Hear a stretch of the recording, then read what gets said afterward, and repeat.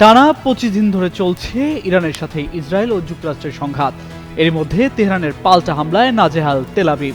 এছাড়া একের পর এক মার্কিন ঘাঁটিতে হামলা চালিয়ে নিজেদের শক্তিমত্তার প্রদর্শন করছে ইরান।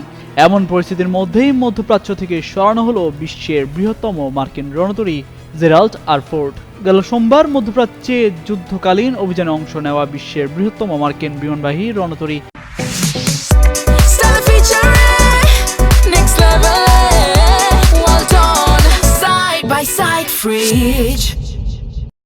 ইউএসএস জেরাল্ড আর ফোর্ড গ্রিসের ক্রিট দ্বীপের একটি নৌঘাঁটিতে ফিরেছে।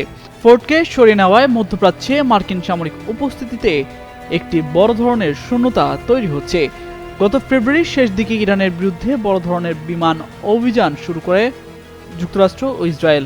এই অভিযানে ফোর্ড ছাড়াও আব্রাহাম লিঙ্কন নামে আরেকটি মার্কিন বিমানবাহী রণতরী অংশ নেয়। কয়েক ডজন যুদ্ধবিমান নিয়ে গঠিত এয়ার উইং সমৃদ্ধ দুই রণতরী ইরান অভিযানে অত্যন্ত গুরুত্বপূর্ণ ভূমিকা রেখেছে।